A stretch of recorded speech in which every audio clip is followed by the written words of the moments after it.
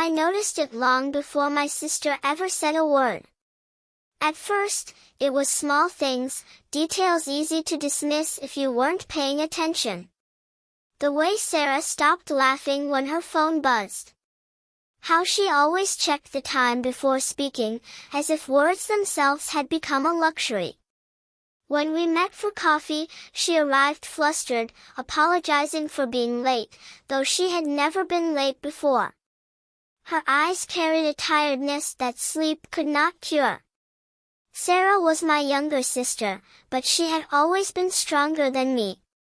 She stood up to bullies in school, worked 2 jobs through college, and believed fiercely in love and fairness. When she married Daniel, I believed in him too, because she did.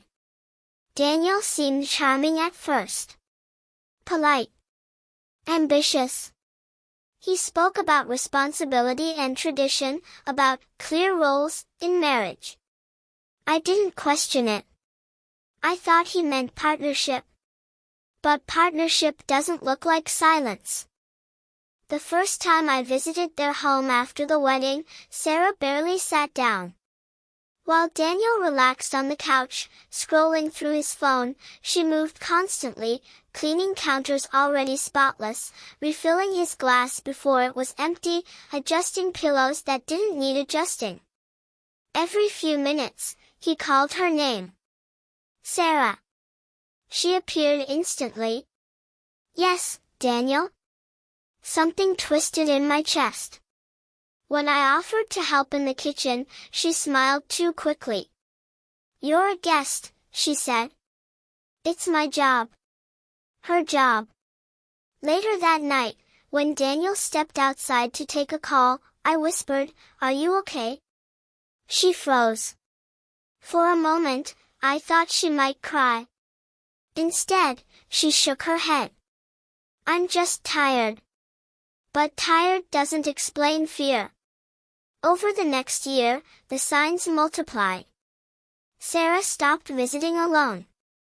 She stopped wearing bright colors. Daniel controlled the finances because he was better with money. She quit her job because a good wife prioritizes the home. She didn't argue, at least, not out loud. One afternoon, I arrived unannounced. The house was quiet except for the sound of scrubbing. I followed it to the kitchen and found Sarah on her knees, cleaning the floor with a rag. No mop. Just her hands. Daniel likes the floors done properly, she said softly. The house was immaculate. And where is Daniel? I asked. At home, she said. In the bedroom. Resting. Something inside me snapped, not loudly, not all at once, but enough to change everything. That night, sleep wouldn't come. Every moment replayed in my mind until the truth became clear, my sister wasn't a wife in that house. She was unpaid labor. Obedient. Invisible. And worse, she believed she deserved it. The next morning, I called. She didn't answer. I called again. Finally, she texted, "Can't talk. Busy. Busy cleaning. Cooking. Serving a man who mistook control for love." That was the moment I chose to break the silence. I wasn't going to confront Daniel in anger. Men like him thrived on that. I wasn't going to shame Sarah either, that would only tighten the chains. I needed a plan. And plans require patience. By the time I left that night, I knew exactly what I had to do, not to punish Daniel, but to remind my sister who she was before someone convinced her she was nothing more than a maid in her own home. The hardest part wasn't exposing Daniel. It was waiting. I began rebuilding Sarah's world quietly, brick by brick. I called her every day, not to interrogate, not to push, just to talk. About childhood memories. About things that made her laugh.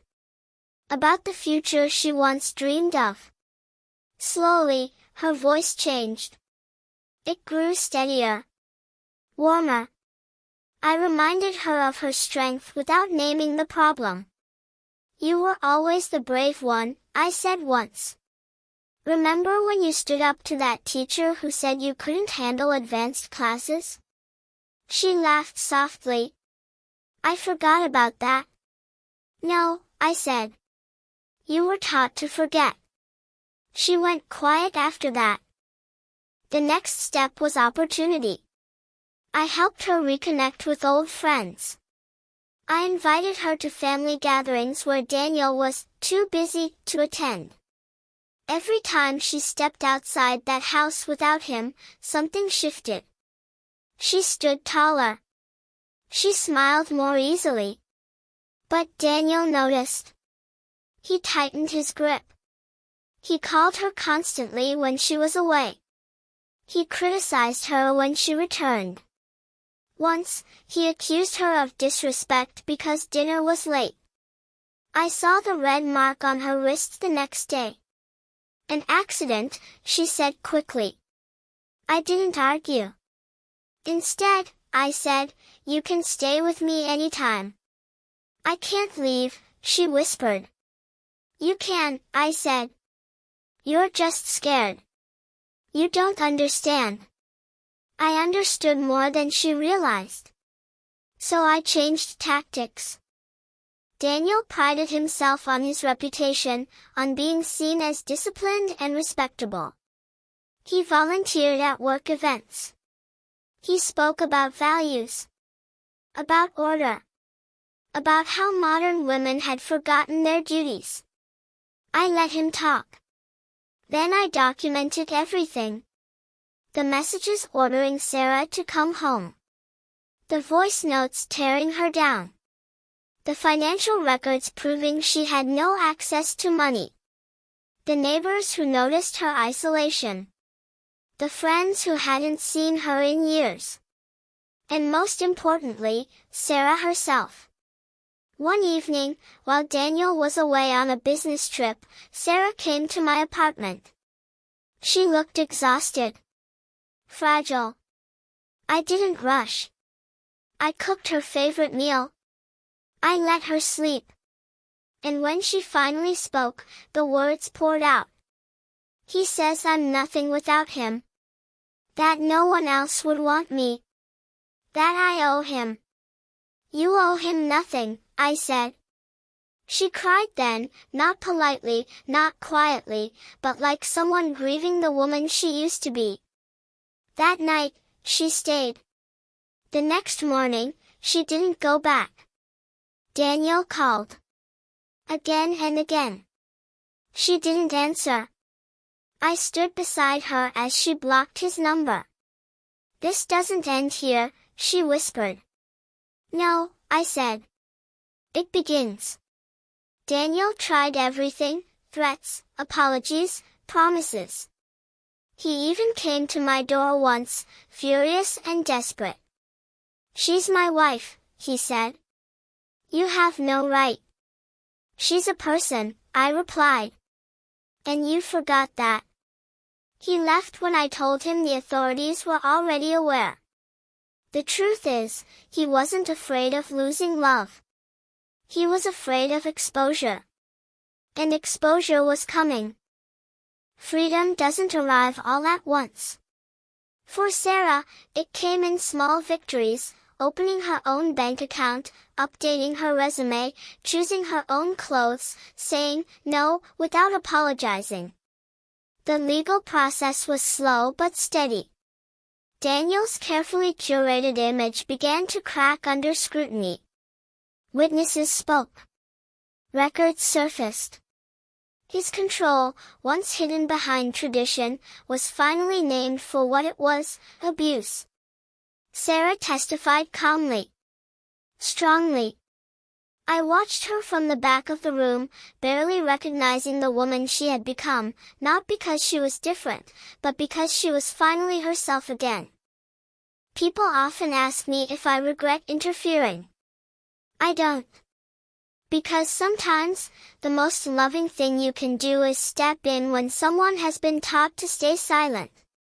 My sister was never a maid. She was a woman who forgot her worth. And what I did next was simple. I reminded her.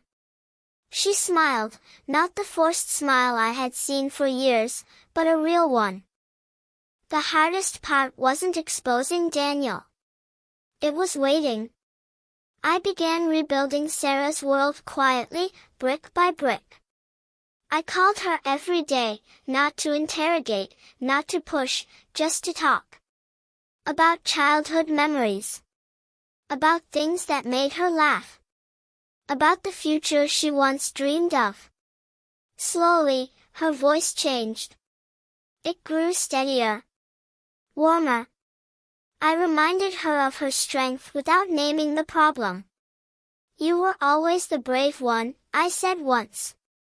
Remember when you stood up to that teacher who said you couldn't handle advanced classes? She laughed softly. I forgot about that. No, I said. You were taught to forget. She went quiet after that.